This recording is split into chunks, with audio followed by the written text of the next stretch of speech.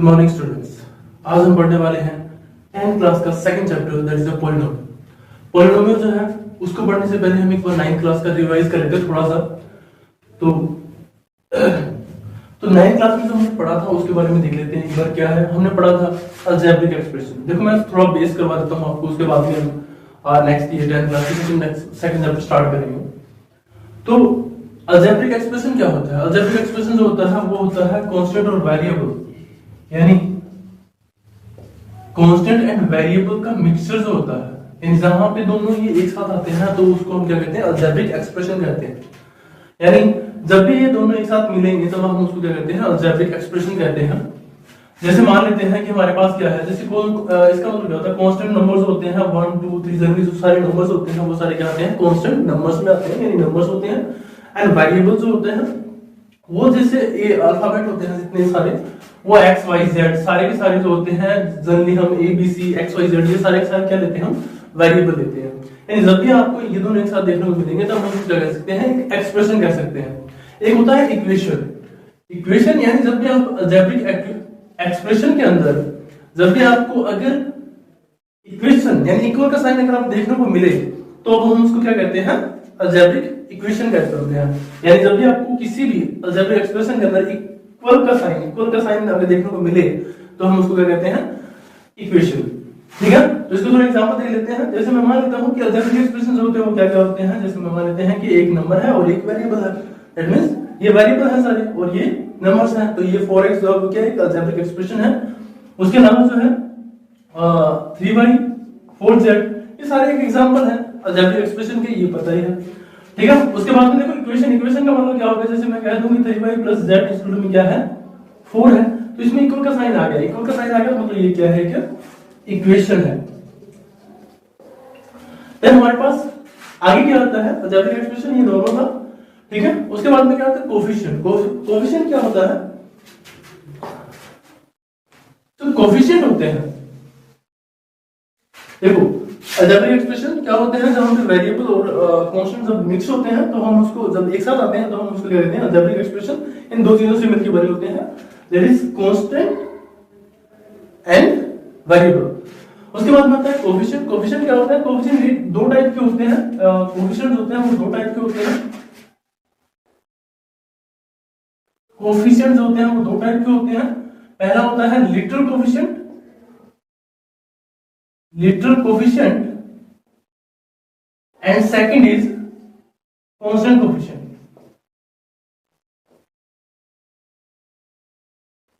Literal coefficient हम उसके लिए यूज करते हैं जैसे हम 4x है जो वेरिएबल के लिए जो कोफिशिएंट होता है, वेरिएबल जिसको कहते हैं वो क्या होता है? लिटरल कोफिशिएंट होता है। और जो कांस्टेंट कोफिशिएंट होता है वो नंबर्स में आता है। यानी नंबर्स में जो, जैसे यहाँ पे अगर मैं कहता हूँ आपको कांस्टेंट कोफिशिएंट कौन सा है, तो वो कौन सा है? 4 है। यानी यहाँ पे अगर इसका आपको सिंपली अगर सीधा ये पूछ ले कि इसका कोफिशिएंट क्या होगा, तो दैट मींस ये क्या होगा? 4 होगा। और अगर आपसे ये पूछ ले लिटरल कोफिशिएंट क्या होगा, देन ये क्या होगा? x होगा, मतलब लिटरल कोफिशिएंट। वैसे हम 10th क्लास तक जो है हम क्या पढ़ते हैं? Constant coefficient. यानी आपको सिंपली क्या पूछा जाएगा? कांस्टेंट कोफिशिएंट, तो आपको आंसर क्या होगा? 4 होगा। यानी अगर आपसे लिटरल कोफिशिएंट पूछे तो वो क्या होगा? x होगा, और अगर आपसे कांस्टेंट कोफिशिएंट पूछे तो वो क्या होगा? 4 होगा। यानी इसका मतलब क्या होगा कि 4 यानी कांस्टेंट कोफिशिएंट या सिंपली कोफिशिएंट कहते हैं। तो आपने क्या बताना है? नंबर वाला बताना है। ठीक है, तो ये आगे लिखते हैं कांस्टेंट कोफिशिएंट। जैसे मैं आपको एग्जांपल दे देता हूं, जैसे कि 3y। इसमें अगर आपसे ये पूछ ले कि कांस्टेंट कोफिशिएंट कौन सा है, तो 3 है, और लिटरल कोफिशिएंट पूछ ले तो वो कौन सा है? y है। बट आपको अगर सर ने यहाँ पे 10th क्लास से पूछते हैं वो क्या पूछते हैं? कांस्टेंट कोफिशिएंट के बारे में पूछते हैं। तो जब भी आपसे ये पूछा जाए कि इसका कोफिशिएंट क्या है, तो आपने क्या बताना है? सिंपली 3 बताना है। यानी 3 जो होगा वो क्या होगा? कांस्टेंट कोफिशिएंट होगा। उसके बाद में हम देख लेते हैं डिग्री के बारे में। तो डिग्री क्या होती है? देखो डिग्री क्या होती है? किसी भी एक अलजेब्रिक एक्सप्रेशन के अंदर। डिग्री से पहले एक बार हम टर्म्स को देख लेते हैं। टर्म्स देखो, इसको डिवाइड किया होता है, दो टाइप में डिवाइड किया होता है। क्लासिफिकेशन अकॉर्डिंग टू टर्म्स, यानी टर्म्स के अकॉर्डिंग जो है वो हम कैसे डिवाइड करते हैं। देखो टर्म्स का मतलब क्या होता है? देखो मैं एक एक्सप्रेशन लिख रहा हूं 2x + 4y + 3z। अब देखो यहाँ पे टर्म्स का मतलब क्या है? यहाँ पे 3 टर्म्स देखने को मिल रही है हमें। जितने भी अगर आपने नंबर ऑफ टर्म्स काउंट करनी है तो वो देख लो। नंबर ऑफ टर्म्स जब आप काउंट करोगे तो उसके लिए देखो जितने भी प्लस माइनस के साइन होते हैं उनको काउंट कर लो, वो क्या हो जाएगा आपका नंबर ऑफ टर्म्स हो जाएंगे। जैसे यहाँ पे देखो इसके आगे क्या है, प्लस है तो 1 2 एंड 3, 3 साइन है, मतलब यहाँ पे नंबर ऑफ टर्म्स कितनी है, 3 है। और वैसे मैं आपको बता देता हूँ कि ये और एक ये, तो ये क्या आती है, 3 टर्म्स है। 3 टर्म्स है, ऐड और माइनस करने के बाद में है ये, ठीक है ना, यानी ऐड करना है माइनस करना है, मतलब सोल्व करने के बाद में आपके पास 3 टर्म्स आनी चाहिए, तो क्या होगा एक, तो जो है क्या होगा, ये 3 टर्म्स हो गई हैं क्योंकि इंडिविजुअल है। अभी आगे लाइक टर्म्स है, लाइक टर्म्स में पढ़ेंगे, ठीक है। तो 3 टर्म्स हैं। जब भी देखो तो टर्म्स जो है वो आपने कैसे पता लगाना है, उसके लिए आप पता लगा सकते हो कि जितने भी आपके पास प्लस माइनस के साइन होंगे उससे आप आइडिया लगा सकते हो कि यहाँ पे नंबर ऑफ टर्म्स कितनी है, ठीक है, उससे कैलकुलेट कर लेता। वैसे तो आप सिंपली देख ही रहा है। उसके बाद में देखो, उसके बाद में क्या होता है, अगर आपको किसी भी एक्सप्रेशन के अंदर एक टर्म मिले तो उसको हम क्या कहते हैं, मोनोमियल, क्या कहते हैं, मोनोमियल। एक टर्म मिले किसी भी अल्जेब्रिक एक्सप्रेशन के अंदर, अगर एक टर्म मिलती है तो उसको हम कहते हैं मोनोमियल। अगर 2 टर्म मिलती है तो उसे हम कहते हैं बाइनोमियल, उसे हम कहते हैं बाइनोमियल। और अगर 3 टर्म्स मिलती है तो उसे हम कहते हैं ट्राइनोमियल। 3 टर्म अगर देखने को 3 टर्म अगर मिलती है तो उसे हम क्या कहते हैं, ट्राइनोमियल। और अगर 3 से ज्यादा मिलती है तो उसे हम क्या कहते हैं, पॉलिनोमियल। यानी मोर देन 4 अगर होगी तो उसे हम क्या कहेंगे, पॉलिनोमियल कहते हैं, ठीक है। तो ये होगी हमारे पास मोनोमियल। अब आप नंबर ऑफ टर्म्स देखो, जैसे इसके एग्जांपल देखो, अगर मैं कह दूं 4x हो गया, 3y हो गया, 4z हो गया, ये सारे क्या है, एग्जांपल है। 4x जो है एक सिंगल टर्म्स है, मतलब ये क्या है, मोनोमियल है। 3y जो है वो क्या है, मोनोमियल है, और 4z जो है वो क्या है, मोनोमियल है। इसी तरह से बाइनोमियल में देखो, बाइनोमियल में क्या होता है, नंबर ऑफ टर्म्स कितनी होनी चाहिए, 2 होनी चाहिए। तो 2 के लिए हमारे पास क्या होगा, जैसे मैं कह देता हूं x प्लस y, तो ये क्या है, बाइनोमियल है। और अगर मैं यहाँ पे कह दूं 3x प्लस z, तो ये भी क्या है, बाइनोमियल। यानी जहां पे 2 टर्म्स आपको देखने को मिलती है उसको हम क्या कहेंगे, बाइनोमियल। और ट्राइनोमियल क्या हो जाएगा हमारे पास, ट्राइनोमियल जो है जैसे x plus y plus z, यहाँ पे अगर आपको कितनी टर्म देखने को मिलती है, 3 टर्म, तो मतलब ये क्या हो गया, क्या ट्राइनोमियल हो गया। तो ट्राइनोमियल है, इसका मतलब क्या हो गया, ये ट्राइनोमियल है। उसके बाद में देखो, अगर इससे ज्यादा होती है, जैसे x plus y plus z, अगर ये हो जाए तो इसको हम क्या कह देंगे, पॉलिनोमियल। यानी 3 से ज्यादा जब भी आपको टर्म्स देखने को मिलती है देन वो क्या कहलाएगा, एक पॉलिनोमियल कहलाएगा। यानी पॉलिनोमियल कब होगा, जब 3 से ज्यादा टर्म्स हो जाएंगे, ठीक है। तो ये देख लो, एक टर्म्स होगी, एक टर्म होगी तो मोनोमियल, 2 होंगी तो बाइनोमियल, एंड 3 होगी तो ट्राइनोमियल, और 3 से ज्यादा मिलती है तो उसे हम क्या कहते हैं, पॉलिनोमियल कहते हैं, जो कि हमारे चैप्टर का नाम है 10th के सेकंड चैप्टर का, ठीक है। तो वही उसी के बारे में हम पढ़ने वाले हैं, बस थोड़ा सा बेसिक बता देता हूं। उसके बाद में देखो, उसके बाद में आता है like and unlike term. Like and unlike term, like and unlike term में देखो, लाइक टर्म्स और अनलाइक टर्म्स कौन सी होती है। लाइक टर्म 2 चीजें देखनी होती है। लाइक टर्म्स में आपने देखना होता है कि वेरिएबल, दोनों वेरिएबल सेम होते हैं। 2 कंडीशन होती है लाइक टर्म्स की।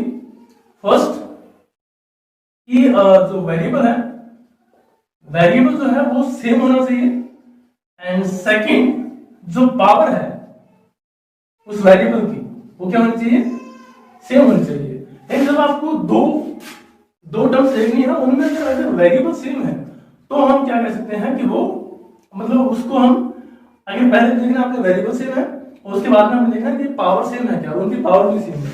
जैसे लाइक टर्म्स कौन सी कराएगी, लाइक टर्म्स देखो कौन सी कराएगी, जैसे मैंने कह दिया 4x² एंड एक है हमारे पास 3y²।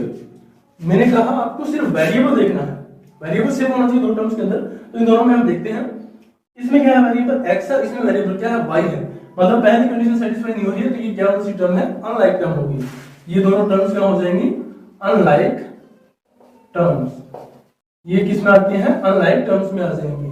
अब अगर मैं दूसरा एग्जांपल लेता हूं, एक है 3x² और एक है x का स्क्वायर, यानी 2 टर्म्स हमारे पास, एक 3x² है, एक x² है। पहले चेक कर लेते हैं एक बार वेरिएबल सेम है क्या। तो इसमें क्या आ रहा है, वेरिएबल आ रहा है x और इसमें वेरिएबल आ रहा है x, मतलब सेम है। अब इस वेरिएबल की पावर भी सेम है क्या, तो पावर देखो, पावर इसकी पावर कितनी है, 2 है, इसकी पावर कितनी है, 2 है। तो मतलब ये क्या हो जाएगी हमारे पास, लाइक टर्म। यानी लाइक टर्म्स और अनलाइक टर्म्स में आपको समझ में आ गया होगा कि अनलाइक टर्म्स कब होंगी, आपने दोनों कंडीशन चेक करनी है। अगर वेरिएबल सेम है देन आप नेक्स्ट स्टेप पे जाइए, पावर मैच कीजिए। अगर पावर सेम नहीं होती है तो वो क्या हो जाएगा, कैंसिल आउट हो जाएगा।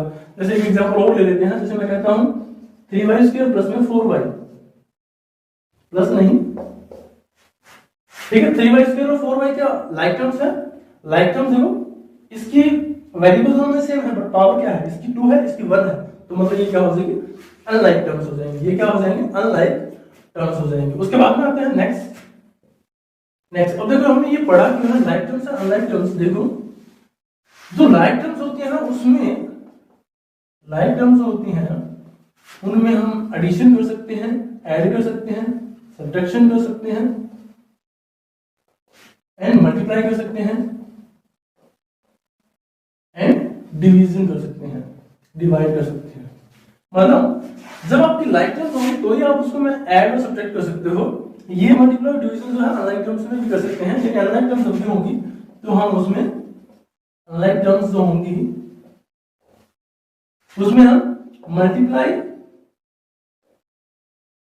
एंड डिवाइड सिर्फ दो ही कर सकते हैं, मल्टीप्लाई और डिवाइड, ऐड और सब्ट्रैक्ट नहीं कर सकते हैं। जैसे देखो एग्जांपल देखो इसका लाइक टर्म्स वाले का, इसका एग्जांपल देखो क्या है, जैसे मैंने कह दिया 2x² प्लस में 3x², तो आपने देखना है कि इन दोनों में एडिशन देखना है कि जैसे यहाँ पे x² है, यहाँ पे x है, दोनों में सेम टर्म है, वेरिएबल सेम है, उसके बाद पावर जो है दोनों की सेम है, तो मतलब हम उसमें ये क्या है, लाइक टर्म्स है, दोनों लाइक टर्म्स है, तो हम उनको ऐड कर सकते हैं क्योंकि बीच में किसका साइन है, प्लस का साइन है।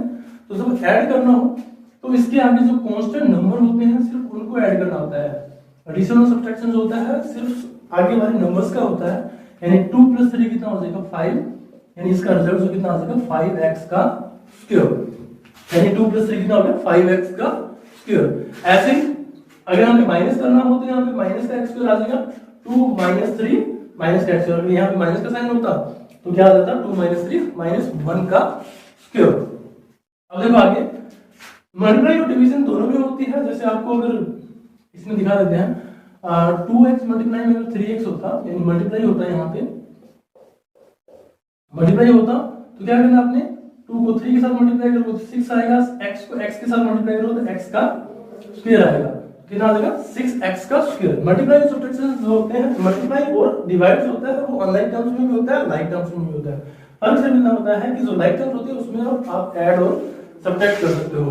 इसके अलावा एक एग्जांपल और ले लेते हैं, हमारे पास एक एग्जांपल देखते हैं, क्या है हमारे पास 2x प्लस में 3y प्लस में 4x प्लस में 6y। अब जब यहाँ पे आपके जब भी आपके सामने ऐसा कुछ पॉलिनोमियल दिया हो तो आपने क्या करना होता है, उसमें लाइक टर्म्स को देख के उसको ऐड करना होता है। जैसे यहाँ पे देखो x है, क्या किसी में और में x है, इसमें है, ठीक है ना, तो इसमें x है, इसमें भी x है, इसकी है x की पावर कितनी है 1 है, इसमें x की पावर कितनी है 1 है, तो मतलब ये दोनों क्या है लाइक टर्म्स हैं, तो हम इनको ऐड कर सकते हैं, दोनों को ऐड कर लेते हैं। तो ऐड करेंगे तो नंबर्स को ऐड करेंगे, यानी 2 + 4 कितना हो जाएगा 6, और वेरिएबल वैसा का वैसा आ जाएगा, ठीक है, इसमें कुछ नहीं करना आपने, वेरिएबल जो है वो का वो आ जाएगा।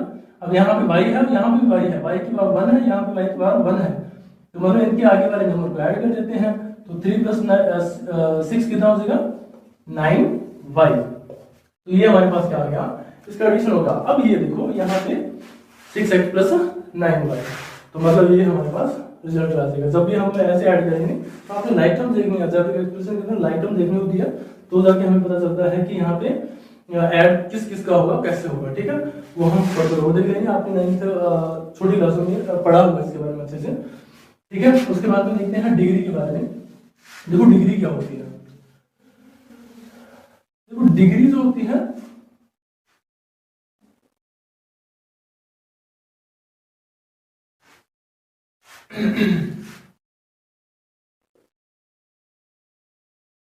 डिग्री जो होती है उसमें क्या होता है, डिग्री जो होती है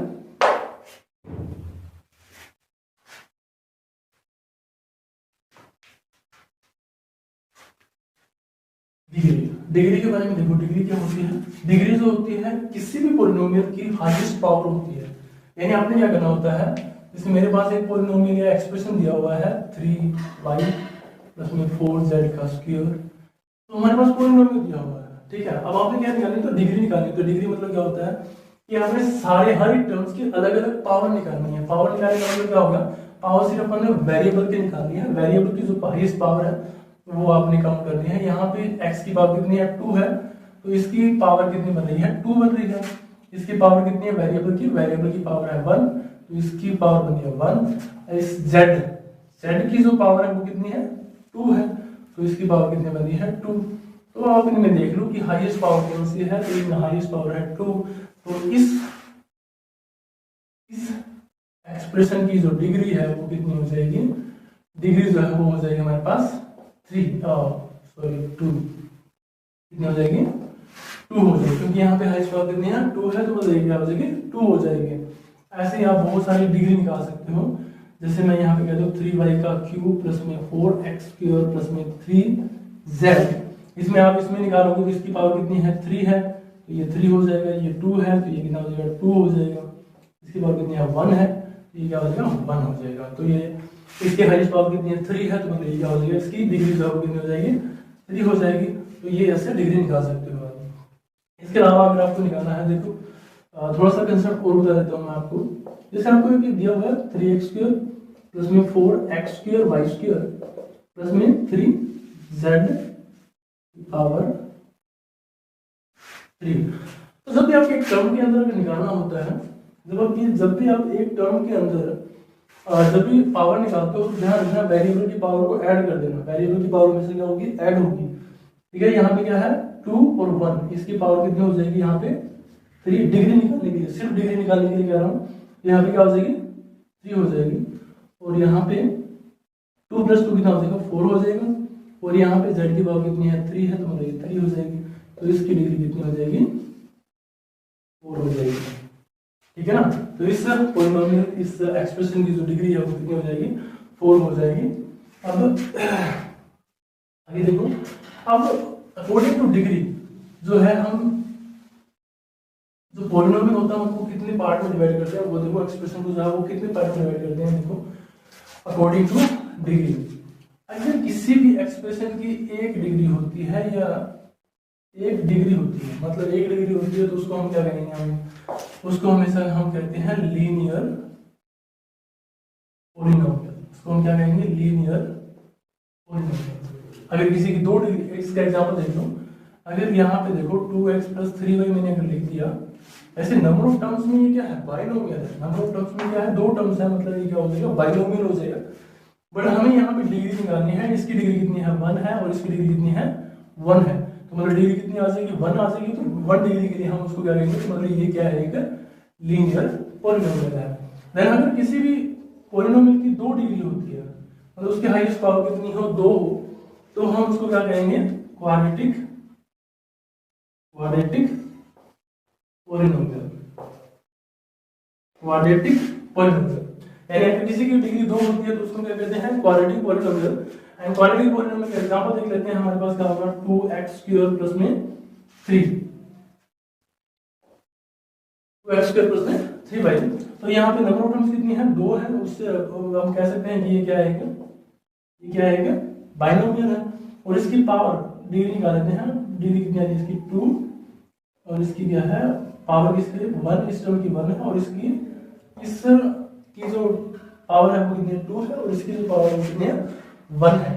तो मतलब ये क्या हो जाएगा हमारे पास इसकी डिग्री कितनी आ गई 2, तो हम उसको क्या कहेंगे क्वाड्रेटिक पॉलिनोमियल। अगर इसी तरह से किसी की भी डिग्री आती है 3, तो हम उसको क्या कहते हैं क्यूबिक पॉलिनोमियल। उसको हम क्या कहेंगे क्यूबिक पॉलिनोमियल। जैसे कि 3x³ प्लस में y स्क्वायर प्लस में 3z, तो ये क्या हो जाएगा हमारे पास, इसके जो पावर है वो कितनी है हाईएस्ट 3 है, इसकी 2 है, एंड इसकी कितनी है 1 है।